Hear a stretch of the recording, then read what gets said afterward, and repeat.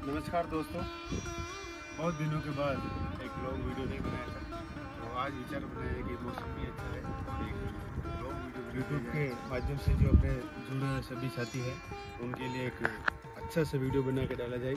तो उसके लिए हम सुबह सुबह निकल चुके हैं और हम आप पहुँचे हिमालय का वास, जहाँ पर महाराणा कुंभा का जन्म हुआ था और उसी के उपलक्ष्य में यहाँ पर महाराणा कुंभा का पटावा बना हुआ है। मेरे साथ आपको मैं अंदर का विजिट मारता हूँ, बारीकी से एक एक चीज़ बताएंगे।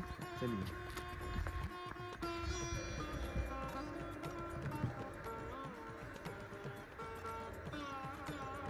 नमस्कार साथियों, महाराणा कुंभा की जन्मस्थली है जहाँ पर महाराणा कुंभा पनोरमा बना हुआ है, जो राजसमंद के देवगढ़ तहसील में हिमालय के वास गाँव में पड़ता है। आइए चलते हैं, आपको बताते हैं महाराणा कुंभा का इतिहास। और आज आप देख सकते हैं ये सामने महाराणा कुंभा की पूरी जीवनी लिखी हुई है।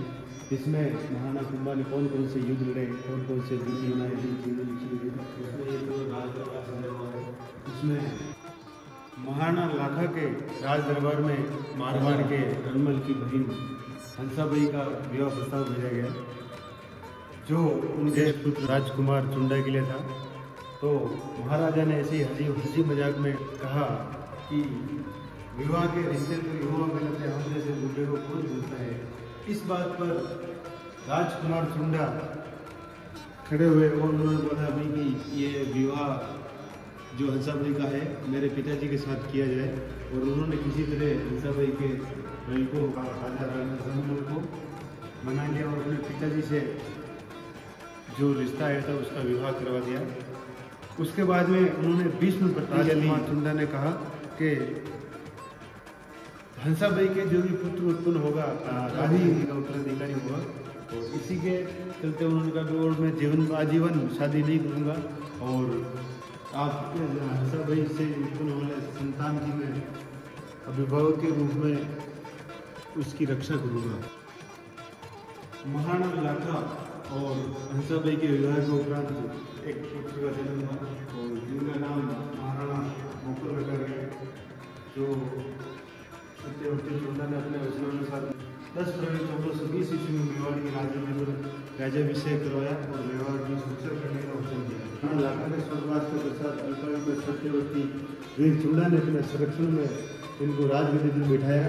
महाराणा कुंभा का जन्म मेवाड़ के मंदारिया में हुआ था, जो वर्तमान में देवगढ़ तहसील जिला राजसमंद में पड़ता है।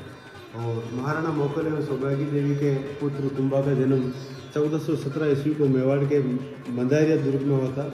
और ऐसी मान्यता है कि लोक देवता बाबा रामदेव जी के अनुयायी उनके काका तंसरूप जी को मंदारिया बुलाया गया था।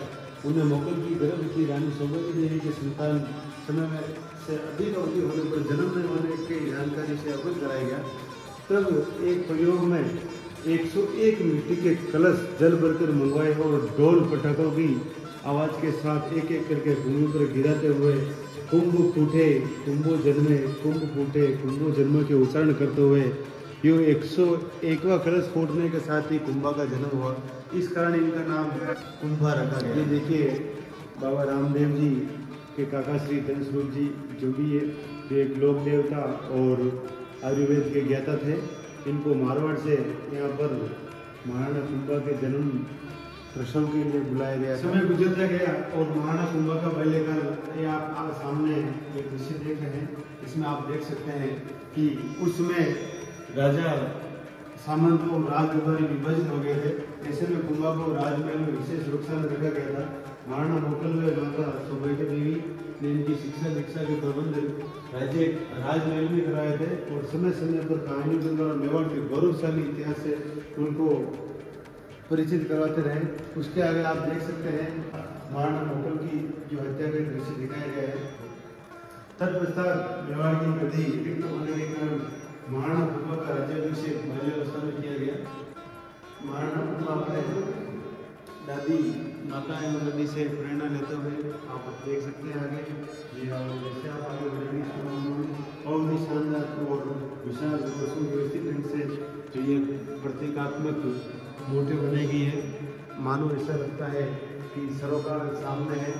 उसके पश्चात महाराणा कुंभा के जो युद्ध अभियान के बारे में भी विशेष झांकियाँ दिखाई गई है और इनको 3D पेंटिंग के माध्यम से इस तरह सुव्यवस्थित ढंग से लगाया गया है कि एक ऐसा लगता है सामने हो रहा है और महाराणा कुंभा का महमूद खिलजी से युद्ध हुआ तो उसका विवरण ये आप देख सकते हैं।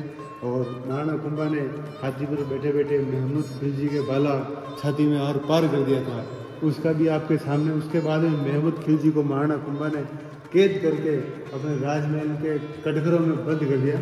और उसके आगे आप चलेंगे, ये देखो चित्तौड़ का किला जो जहाँ महाराणा कुंभा का राज्याभिषेक हुआ था वो आप देख सकते हैं। मालवा के विजय के उपलक्ष्य में विजय स्तंभ का निर्माण कराया गया, जो आज अगर चित्तौड़ देखते हैं सबसे एक ही चीज देखने को मिलती है, विजय स्तंभ जो वर्तमान में राजस्थान पुलिस का स्मृति चिन्ह है जो यहाँ कंधे पे लगता है, वो ही विजय स्तंभ है। मालवा के विजय के उपरांत महाराणा ने इसका निर्माण कराया था। उसके पश्चात महाराणा कुंभा ने कुंभलगढ़ जैसे 32 किलो का निर्माण कराया था महाराणा कुंभा ने राजस्थान में। महाराणा कुंभा शस्त्र के साथ साथ शास्त्र के भी ज्ञाता थे, आप देख सकते हैं सामने। महाराणा कुंभा ने विद्या निर्वाही, साहित्य प्रेमी, संगीत के विद्वानों के आश्रय संगीत के आचार्य थे। उन्होंने अभिनव भट्टाचार्य एवं नंदी केदारेश्वर की उपाधि प्राप्त की। और आप देख सकते हैं महाराणा कुंभा महादेव के परम भक्त थे।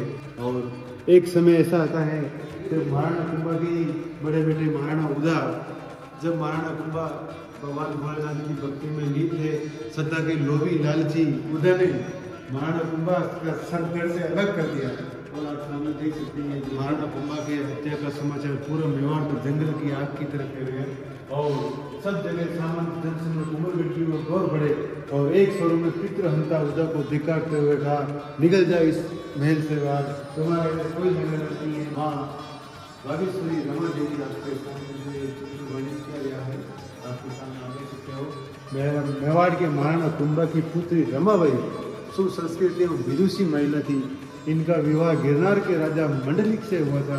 रमाबाई संगीत के साथ साथ शास्त्र की भी ज्ञाता थी, जो वीणा वादन एवं वादन में प्रवीण थी, जिस कारण से इन्हें वागीश्वरी कहा गया। और तत्पश्चात आप देख सकते हैं सत्यवर्ती वीर चुंडा और कलश से प्रकट होते हुए महाराणा कुंभा की ये जो मूर्ति आपके सामने है, इसका विस्तारित रूप से बाहर स्टैचू बनाया गया है। अभी हम आपको उसका वीडियो ड्रोन के माध्यम से भी बताएंगे। और